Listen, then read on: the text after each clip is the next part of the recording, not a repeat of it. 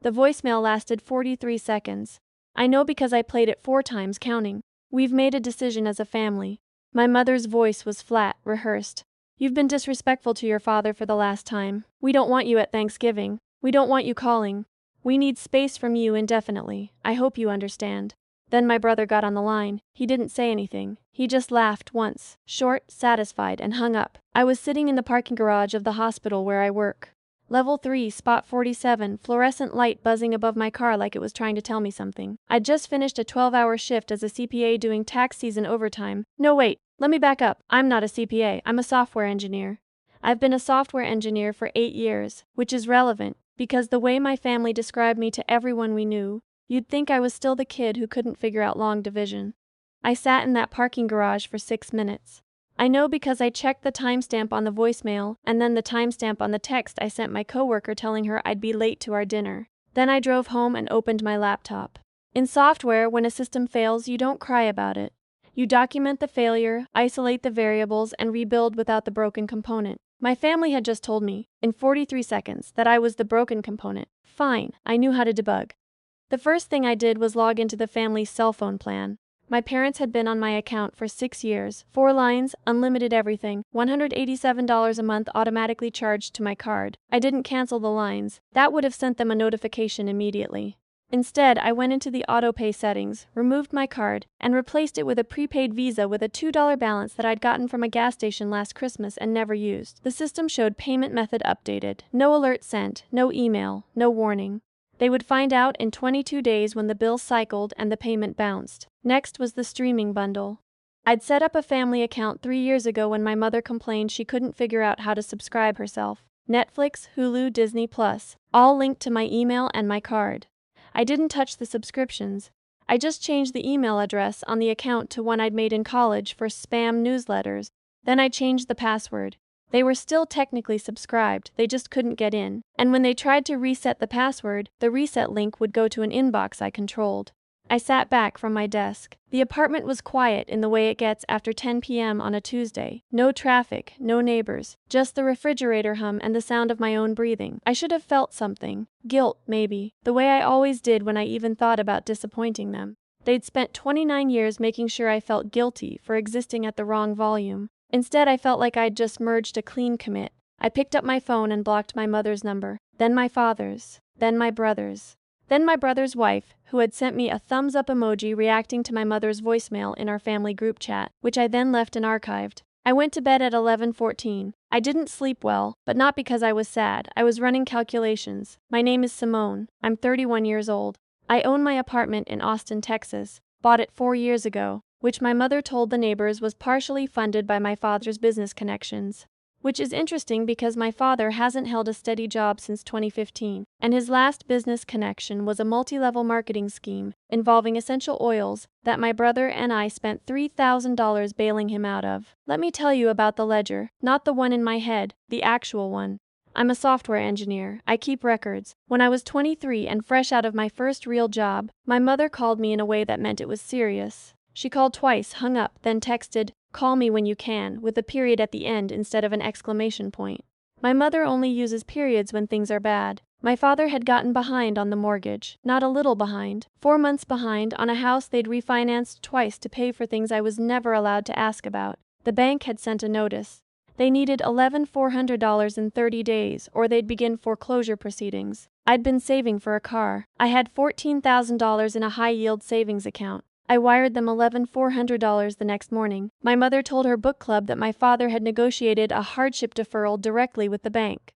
I found out because one of her book club members is also a neighbor, and she mentioned it to me once, casually, not realizing I was the hardship deferral. That was the first entry. Over the next 6 years, the ledger grew. $4,200 to keep my brother's car from being repossessed, a car he needed for a job he quit 4 months later. $800 for my father's back procedure because they'd let their supplemental insurance lapse and didn't tell me until the morning of the surgery. $900 for my mother's new kitchen appliances because she was hosting Easter, and she couldn't possibly have guests see the old ones. $100 here, $300 there, just until next month. You know we'll pay you back. Family helps family. The total as of the night I received that voicemail was $31,640. I had it in a spreadsheet, color-coded, with dates. The reason I started keeping records was my brother. His name is Devin. He's 3 years older than me, and he has always, without exception, been my parents' favorite. Not in the quiet, unspoken way that siblings sometimes sense but can't prove. In the stated, documented, said out loud way. When I got into UT for computer science, my mother's response was, "That's good, but remember Devin got into UT too." Devin dropped out after 1 semester. When I got my first engineering job, my father's response was, "Just make sure you don't get too focused on work and forget about family." When Devin got hired as an assistant manager at a sporting goods store, which, fine, good for him, my father took him to dinner at a steakhouse and posted photos. I'm not bitter about the dinners. I want to be clear about that. I'm a grown woman. I don't need a steakhouse dinner to know my own worth. What I'm bitter about is the $6,000. 3 years ago, Devin decided he wanted to start a landscaping business. He had a vision, he said. He had a client list, he said. He needed startup capital for equipment and insurance. My parents came to me. They sat me down at their kitchen table. The same table where my mother once told me my college major was a little aggressive for a girl. And they explained that Devin needed help and family helps family, and I was in a position to assist. I wrote him a check for $6,000. I wrote Loan in the memo line. My mother crossed it out before she handed it to him and wrote gift instead. The landscaping business lasted 1 summer. The equipment is in their garage. When I brought up repayment 8 months later, my father told me I was being materialistic. My mother cried. Devin didn't say anything because Devin wasn't at that dinner. He'd texted that something had come up. So when that voicemail arrived on a Tuesday in November telling me I was no longer welcome and they needed space from me indefinitely, I want you to understand the math of what they were actually saying. They were saying the $31,640 didn't matter. They were saying the 6 years of phone plans didn't matter.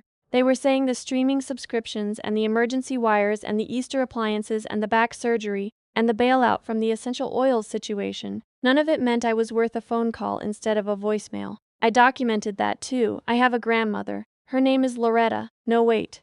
Her name is June. No. Let me get the name right because she matters more than anyone else in this story. Her name is Vivienne.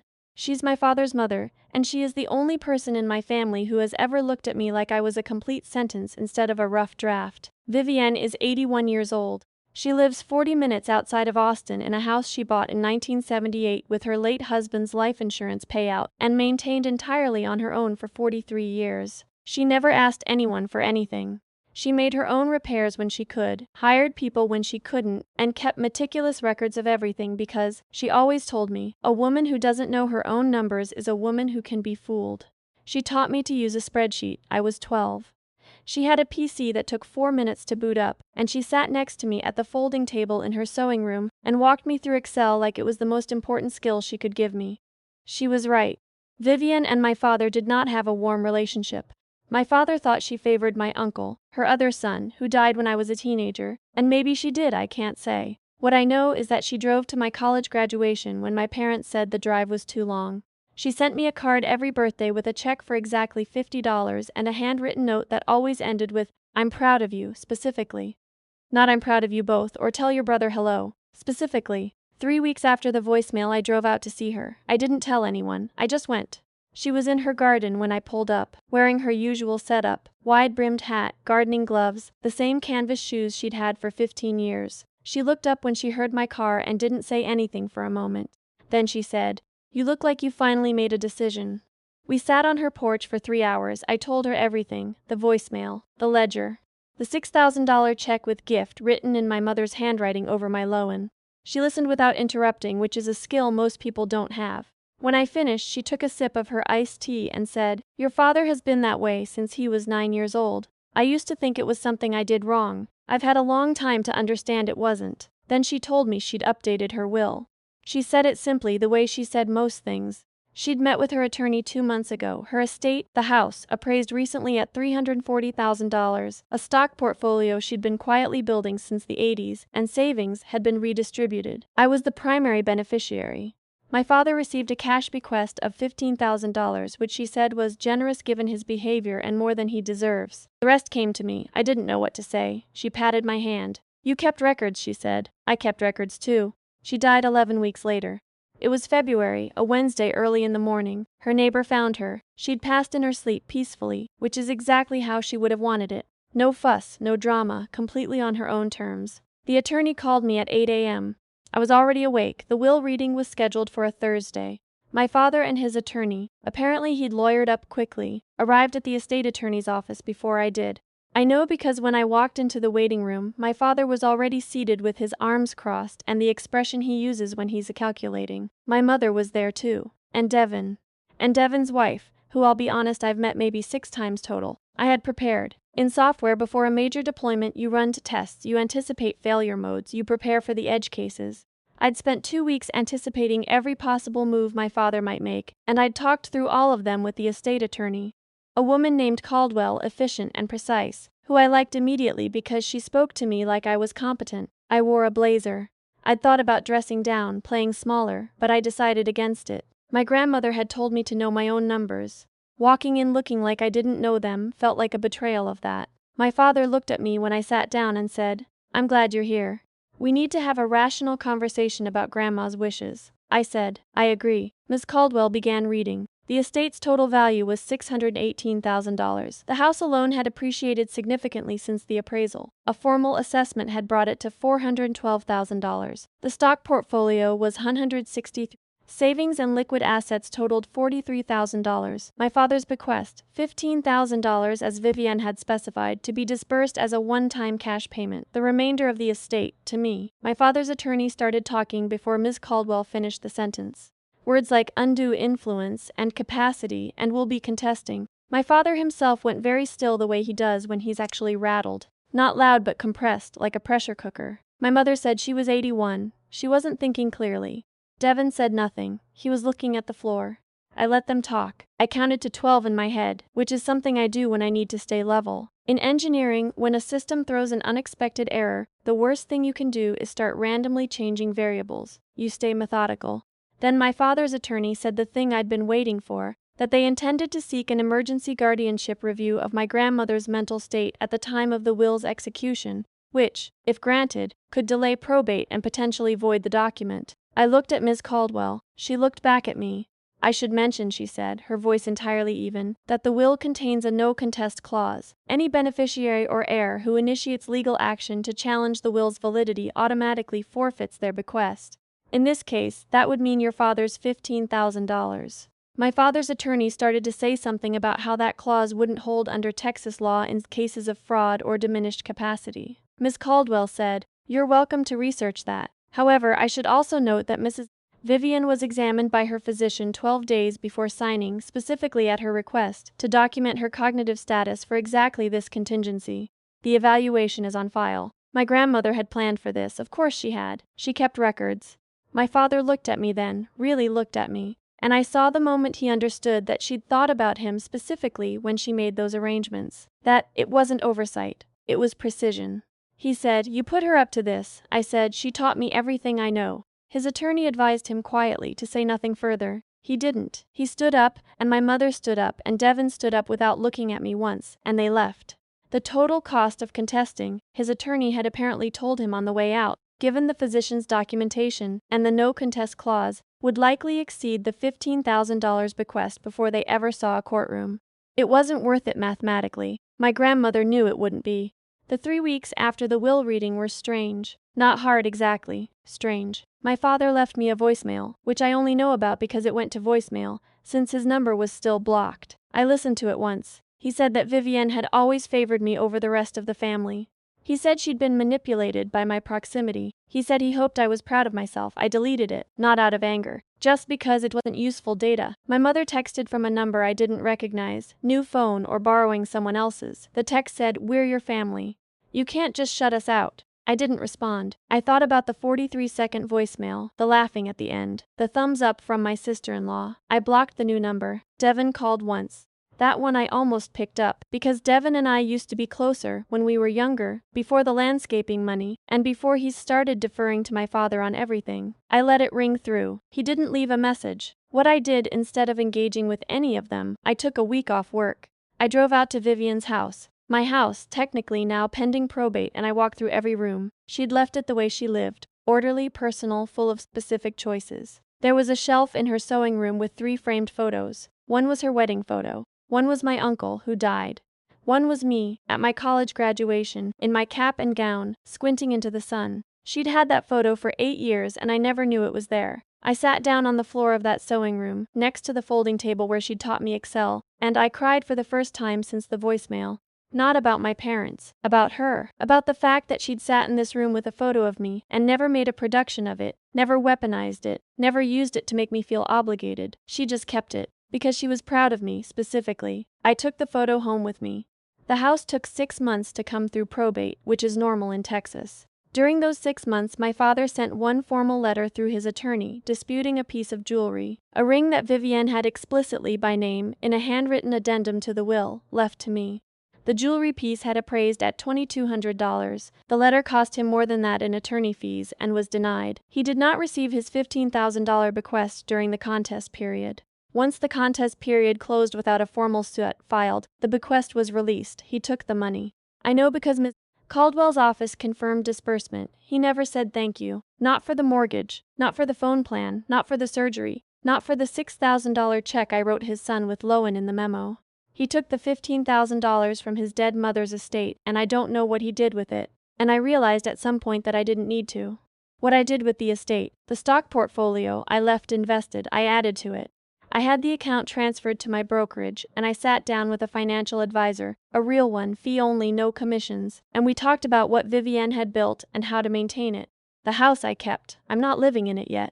I'm renting it out for now, $1,850 a month, which covers the property taxes and insurance and puts money aside for maintenance. I go out there on the occasional weekend. I work in the garden, which I'm learning. I use her canvas shoes because we were apparently the same size. The savings, most of it, I put into an emergency fund, the actual kind, 6 months of expenses liquid, in a high-yield savings account. The kind of account I've always kept but had repeatedly drained for other people's emergencies. That account is currently untouched. Here's what I want to say about the cell phone plan, because I know that's the part that sounds petty. 22 days after I updated the payment method, my mother called me from a third number, not the blocked one, a different one, and when I let it go to voicemail, she said they'd been getting notifications about a missed payment on the phone plan, and she didn't understand what was happening, and could I look into it? She said, could I look into it? Like I was tech support. Like the voicemail in November had not happened. Like she was just calling to ask for help with a billing issue. I listened to the message twice. Then I went into the account settings, transferred all 4 lines to a new account in my father's name. Their information was already in the system, and sent him an email with the account credentials. He was now the account owner, responsible for the bill going forward. I opted them out of autopay, which meant they'd need to go in and set up their own payment method. I sent the email from an address they'd never seen. The subject line said, "Phone account transfer. Action required." I didn't explain.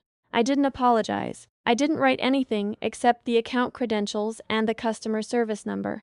I don't know if they figured out how to navigate the transfer. I'd like to think they did. I'd like to think they're fine, because I'm not a person who wishes bad things on people, even people who've earned it. I just can't be the one who fixes it anymore. Last month I went to my work's holiday party. The first one in 3 years where I didn't spend the week before stressed about whether my family would need something during the time I was supposed to be there. I wore a dress I bought specifically for the occasion. I stayed until 11 p.m. and I talked to people, and I ate the good appetizers, and I drove home alone, which I know sounds small, but it didn't feel small. My coworker, the one I was supposed to meet for dinner the night of the voicemail, pulled me aside at the party. She said, "You seem different this year." I said, "Different how?" She thought about it. "Lighter," she said. "Like you're not waiting for something to go wrong." I've thought about that a lot since then, the waiting. I spent so many years braced for the next call, the next emergency, the next thing that needed fixing, the next reason I wasn't quite enough even though I was the one holding everything together. I thought that vigilance was love. I thought staying ready was how you showed people you cared. It wasn't, it was survival. Mine and theirs, but mine at a much higher cost. Vivienne had a saying she repeated so often it stopped registering until it didn't. She'd say, "Know what you're owed, collect when you can, forgive the rest, but forgive it for yourself, not for them." I've been working on the last part. The $31,640 is in the spreadsheet. I'm not going to get it back, not in the form of a check, not in the form of an apology, not in any form I can deposit. That's real. The number exists and the receipts exist and the dates exist. But I've started thinking of it differently. Not as money I lost, but as the price of a very expensive lesson about the difference between a family and a financial obligation. I got the lesson. I don't have to keep paying for it. My grandmother kept a photo of me on her shelf for 8 years. She got my cognitive capacity documented by a physician specifically so my father couldn't take what was mine. She left me a note in the will's addendum, not a legal note, a personal one, 3 sentences, in her handwriting that said, "You always knew your own worth. You just needed time to stop apologizing for it." Stop apologizing. I'm working on that too. The porch light at her house still comes on automatically at dusk. I haven't changed the timer. Some evenings when I drive out to check on the tenants or work in the garden, I pull up just as it's clicking on, and for a second the house looks exactly like it did when she was in it. Lit up, held together, waiting for nothing except the end of the day. I don't need people who made themselves smaller by making me smaller. I don't need to be the emergency fund for people who see me as a line item. The locks are changed. I changed them myself.